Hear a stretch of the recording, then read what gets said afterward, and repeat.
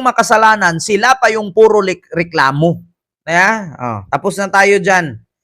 Dito tayo mga kababayan. No? Sa panghuli, mga abogado at mga vlogger na mga content creator ay nasa NBI na ngayon. Ito na mga kababayan. Humarap sa NBI ang mga abogado ng mga vlogger, NBI ang mga abogado ng mga vlogger at content provider na ipinatawag kaugnay sa pagkalat ng fake news. Nako. Nakatutok si John Consulta. Nagtungo kanilang umaga sa tanggapan ng NBI ang 5 abogado ng mga vloggers at content provider na pinusupina ng Bureau. Ayon kay NBI Director Jaime Santiago, pinadalhan sila ng supina para magkaroon ng pag-uusap kaugnay sa pagkalat ng fake news. Nako. Sinupina namin about 40 vloggers, no? Content creators, ganyan. Not really to charge them, kundi magkaroon ng dialogue. Because sinasabi ko nga, I'm a former judge and I respect freedom of speech, freedom of expression. Maaaring yung iba sa kanila nalilihis lamang ng landas, hindi alam na lumalampas na sila sa parameter ng batas. Nilinaw ni Director Santiago na bagamat nilerespeto ng NBI ang karapatan ng paglalabas ng opinyon at malayang pamamahayag, hindi raw maaaring labagin ang probisyon ng batas. Ilan ba? Nagko-comment, bakit ngayon lang nagbenta ng 20 pesos na bigas porque malapit na election? That's okay. Ini-question mo, opinion mo yan, pati nilalabas mo, ang binibenta naman nilang bigas, ito, inuud. Yun ang fake news. Di ba? Walang problema na magtanong ka bakit ngayon lang sila nagpabenta ng 20 pesos bigas na kung saan malapit na ang eleksyon. Ngayon, walang problema, opinion mo yun eh. Oo nga naman. Bakit naman ngayon lang nagbenta ng 20 pesos, 2022 pa ito pinangarap? Bakit ngayon lang 2024 na kung saan, o 2025 na kung saan eleksyon na? Karapatan mo yun. Diba? Pero ang sinabi mo, nga, 20 pesos, kanin baboy naman. Sara Duterte lang. Diba? Katulad kay Sara, huwag kayong maniwala dyan sa 20 pesos na yan. Hindi pang tao yan. Panghayop yan. Ending nung lumabas. Hindi naman pala panghayop. Hindi naman tanga ang gobyerno na magbibenta ng binukbok ang bigas. Hindi naman tanga ang gobyerno na magtinda ka ng NFA pero borgor ang nakalagay. NFA, ibig sabihin rice. NFA, rice eh. Bigas yun, pala yun. Pero pag sinabi mong NFA burgor, ayun yung pangkain baboy yun. Di ba? Walang problema mag-question. Ang problema dun, kung dadagdagan mo yung kwento. Di ba? Ang mga dirty, ang akong gimin. Kaya bang Ken Garcia nga paryente sa among gob sa Cebu nga Iron Fist, lupig papam, baring 5, keep it up Ken, vlogger. Ayan, grind, ano to? Actually, ito, sa totoo lang, gusto kong i-clarify sa inyo, si Governor Gwen, malayo-layo na namin na kamag-anak yan. Kasi ang lola ko, ay lumaki sa Siquijor, sa Cebu at Valencia.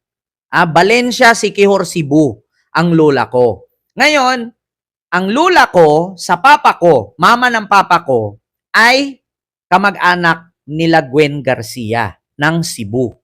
Ngunit, nasa mga 4th cousin na. Malayo-layo na 4th or 5th.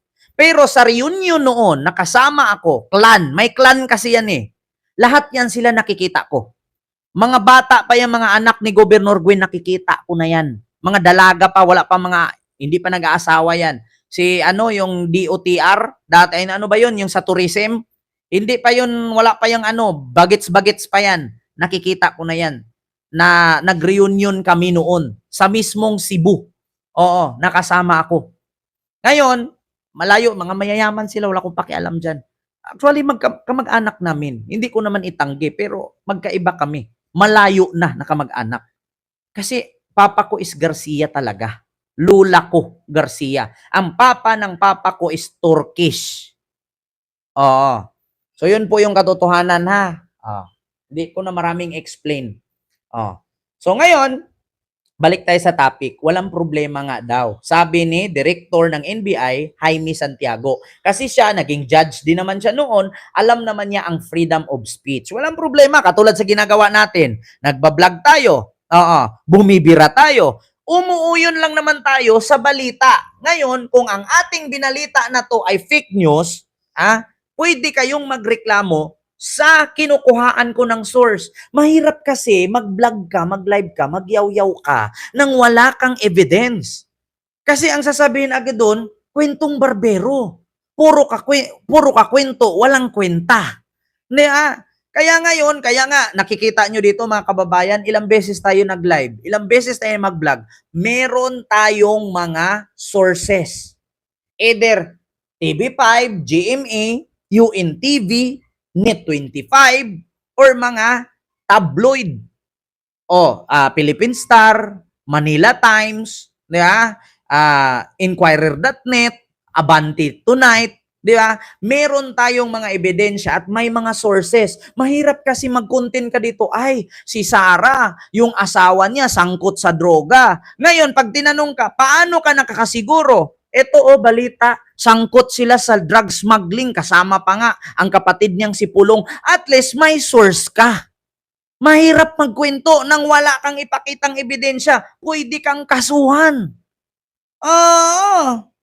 Hindi ako katulad dyan sa DDS. Balita daw si Lisa nakulong. According sa sabi-sabi, allegedly, parang si Maharlika, allegedly, sabi ng aking puting ahas, nakulong daw yan. Nung nakulong daw, nakalaya kasi meron daw yung extended immunity. Bakit? Kasi First Lady ng Pilipinas yan. Ngayon, mga kababayan, nakalaya daw yan. Meron daw yung bracelet, pinasuot daw ng Police America para may GPS. Yung suot-suot ni Maharlika, ni First Lady Lisa, bracelet yan. Yung bracelet na yan yung GPS. Ano ba ibig sabihin ng GPS? Yan yung ginagamit ng barko at eroplano. Kung saan yung ruta, yun yung GPS. Di ba? Yan ang balita ngayon ng DDS Alam niyo si Lisa, kaya hindi nakulong Sabi nga ni Sarah, sangkot si Lisa sa pagkamatay nung negosyante na na overdose sa cocaine. Nasa police report niya ng Amerika. Ang tanong, nasaan ang pruweba? Wala. Kwento lang. Hindi tayo si Sara Duterte Si Sara Duterte, kaharap media. Iba-ibang network yan. TV5, GMA, ABS, CNN, Manila Times, Inquirer.net, kung ano-ano pa, nandyan pa yung UNTV, nandyan pang PTV, nandyan pang SMNI, na isa din. Tapos kwento ka, alam nyo ba, sangkot kasi si Lisa, nakulong sa Amerika. Sangkot siya dun sa pagkamatay nung negosyante na na-overdose sa sinatawag nating cocaine. Tapos tanungin mo ngayon, according sa police report ng Amerika, kasali daw si Lisa. Meron daw yan bracelet pinasuot ng police kasi GPS ang tawag dun. Ang tanong ngayon, saan kayo kumukuha ng course? Kwento ni Maharlika. Kwento ni Maharlika. Kaya ito sa rason ngayon, pinatawag itong mga bobong vlogger na to. Hindi ko naman masabing hindi kayo bobo. Kasi kung hindi kayo bobo, hindi kayo mapatawag dyan. Kasi nagpaniwala kay Maharlika. Si Maharlika nga mismo nagsabi, allegedly, sa madaling salita, haka-haka, chismis, sabi-sabi. Allegedly, kaya daw hindi nakulong itong si First Lady Lisa kasi nga meron siyang extended immunity. Kasi First Lady yan. According sa aking puting ahas, kaya daw hindi ito nakulong pero may GPS yan, may bracelet yan. Ito namang Sara, narinig na kwento ni Maharlika, pinakalat sa media. Hanapan ka ngayon ebidensya, wala kang may pakita, kay kwento lang. Parang si Manuel, apelyido Sampayan, putang ina, ulan na ngayon. Wala na, hindi na magagamit yung Sampayan kasi tag-ulan. Kung ako sa'yo, yung pagiging Sampayan mo, putulin mo yan. Nang mamatay ka ng hayop kang DDS ka rin. Humarap sa NBI ang mga abogado ng mga vlogger at content provider na ipinatawag kaugnay sa pagkalat ng fake news. Nakatutok si John Consulta. Nagtungo kanilang umaga sa tanggapan ng NBI ang 5 abogado ng mga vloggers at content provider na pinusupina ng Bureau. Ayon kay NBI Director Jaime Santiago, pinadalhan sila ng supina para magkaroon ng pag-uusap kaugnay sa pagkalat ng fake news. Sinumpina namin about 40 vloggers. 40. Content creators, ganyan. Not really to charge them, kundi magkaroon ng dialogue. Because sinasabi ko nga, I'm a former judge and I respect freedom of speech, freedom of expression. Maaaring yung iba sa kanila nalilihis lamang ng landas. Narinig nyo, sabi ni Director Jaime Santiago, maaaring ang iba sa kanila nalilihis lamang ng landas or sadyang fake news talagang mga putang inang yan. Yeah? Hindi yan nalilihis ng landas, sadyang nabayaran. Oo, nabayaran yan. Ibig sabihin nabayaran. Bakit? Alam mo na sa sarili mo wala kang source na pinanggalingan eh. Alam mo na sa sarili mo na hindi mo kayang patunayan yan, kuda ka ng kuda. Gayahin mo kasi kami. Pag nag-vlog, nag-live, nagbe-base ka sa balita para hindi ka makasuhang putang ina kang bobo ka. Nakakahiya ka sa samahan ng mga vlogger sa Pilipinas. Sa bagay, hindi naman kami magtaka kasi kapag DDS, bobo. Di ba? So, klaro, di ba? Alam na lumalampas na sila sa parameter ng batas. Limitasyon. Nilinaw ni Director Santiago na bagamat nirerespeto ng NBI ang karapatan ng paglalabas ng opinyon at malayang pamamahayag, hindi raw maaaring labagin ang probisyon ng batas. Probisyon ng batas. Ikaw ba naman, content creator ka, vlogger ka, sasabihin mo, ito si Bini Abante, congressman, putang ina nito, sasampalin ko to. Kasali pa ba yon sa opinion? Yung sasampalin? Kasali pa ba sa opinion na sasabihin mo, wala namang kwenta ito, wala namang nagawa to sa kanyang distrito. Ngayon, tanungin ka, taga saan ka bang vlogger? Taga Mindanao po. So, ano kinalaman mo sa distrito ni Bini Abante, District 6 ng Maynila yan? Taga Mindanao ka pala. Putang ina mo pala eh. Ngayon, pag nakasuhan ka, sasabihin mo, freedom of speech? Hindi ba kay tanga? Sasabihan mo, ito, si Joel Chua. Congressman ito ng Maynila. Buaya yan. Yan yung dumuro-duro kay Isko doon sa BGC na meeting nila. Putang ina yan, sasampalin ko yan. Taga saan ka ba? Taga Negros po ako na vlogger. Anong kinalaman mo sa District 3 ng Maynila na Congressman Joel Chua? Taga Negros pala ikaw. Putang ina mo pala eh. Pag nakasuhan ka ngayon, sasabihin mo, freedom of speech.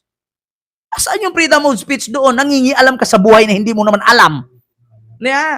Pag tatanungin ka ngayon, saan yung pruweba mo na wala siyang proyekto at buhaya siya? Wala. Sabi-sabi lang ni Isko, narinig ko lang. Pagdating naman kay Isko, sabihin naman ni Isko, wala naman ako sinabing pangalan. Sabi ko lang naman, eto, tumaba. May congressman, buhaya.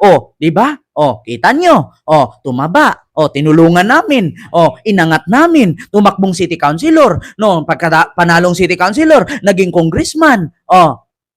Tapos si vlogger naman na tanga, kinontent. Sabi ni Isko, Joel Chua, buhaya raw. Di ngayon si vlogger na taga Negros, nakasuhan ni Joel Chua, ang sasabihin agad, sorry Mr. Chair. Ano po yun? Freedom of speech po yun bilang vlogger. Ngayon tatanungin, so freedom of speech ba ang magbintang ka na wala kang sources? Meron po, narinig ko po kay Isko.